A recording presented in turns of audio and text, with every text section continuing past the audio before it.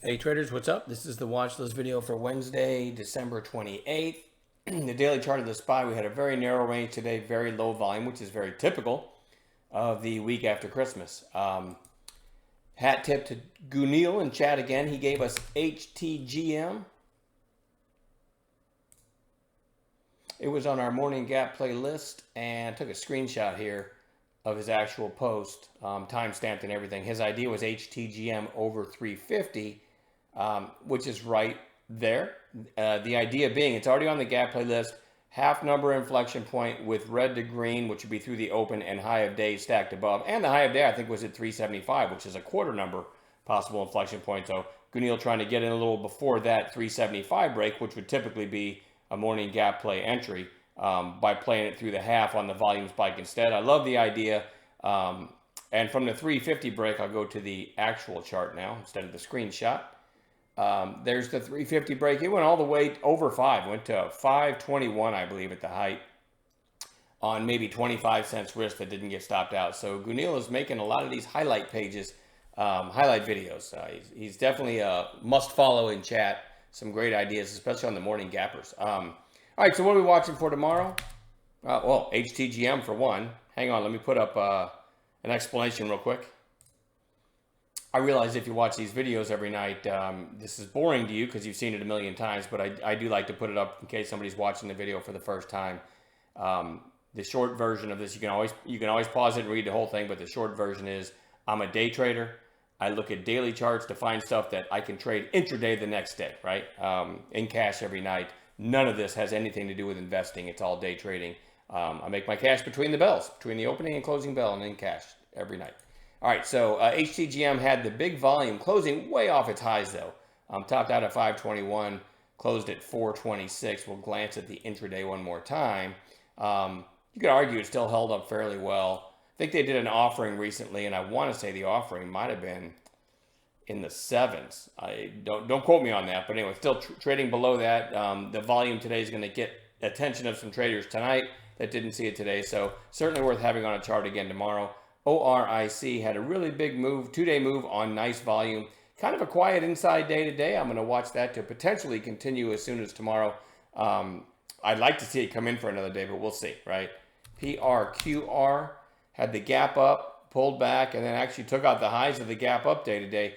I was AWOL most of the day. As you guys know, I had family came over that we didn't get to see over Christmas. So, but this actually gave kind of a neat setup.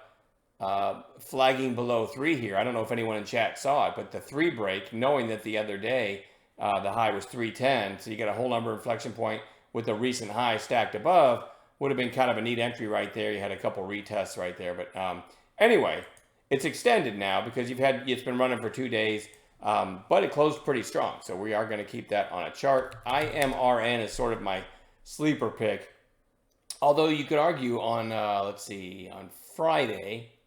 Market was closed Monday. Had to think about that. On Friday, this traded almost 20 million shares, popped, and then went out at the lows. And today gaps down and shows some strength on only 1.3 million shares, but held up pretty well and had kind of a late day rally. See it right there. So it's a sleeper because before the last couple of days, this thing traded like no shares. 2,000 shares one day, 484 shares one day. So. But something certainly seems to be up with it now. I'm going to put it on a chart.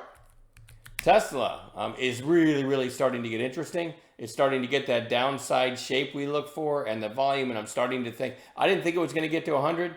I'm starting to think it might, right? So this is super interesting for a potential bounce one of these days. I'd certainly like to catch it below 100, but just a reminder, this thing could open at 101 and go down to 80 tomorrow. I have no idea. So it's not like it's going to, if it pierces 100 to the downside, I'm loading up, right? That's not how I trade.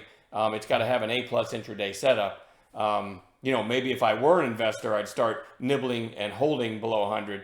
But as a day trader, I don't do that at all. So absolutely oversold, though, and one of the biggest names out there. And even as recently as September, this thing was $313, and now it's at 109. So it is absolutely becoming compelling for a potential bounce one of these days. Maybe tomorrow. We'll see if we get a setup. BYSI had this big move. now has found its way into what we call the buy zone between the 8 and the 20 day. So I already had it on Bounce Watch going into today. It gave no setup, so it goes right back on Bounce Watch. XPON, after the gap up, you really got 2 red days, so I'm looking for this to possibly turn back up tomorrow. Don't love it though, because you got a lot of bag holders from the gap up day. GOTU has been crazy strong, from like $1.20 to $4.20 over the course of what, 2.5, 3 weeks. And now you finally got 3 red days in a row. Again, I like that buy zone between the 8 and the 20 we talk about. So I wouldn't mind seeing another red day, maybe a flush of 3.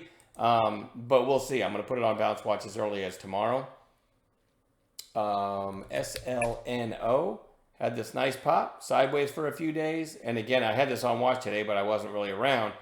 Did have a nice pop today. Interesting that it went to 205, closed at 187. Maybe back through 2 tomorrow. Then we know we've got 205 as a potential catalyst, and maybe the recent high of 242 becomes a magnet. Anyway, it's an interesting looking chart to me. And then lastly, JNCE, which in after hours is trading at $1.33. So we'll see if it's still gapping tomorrow.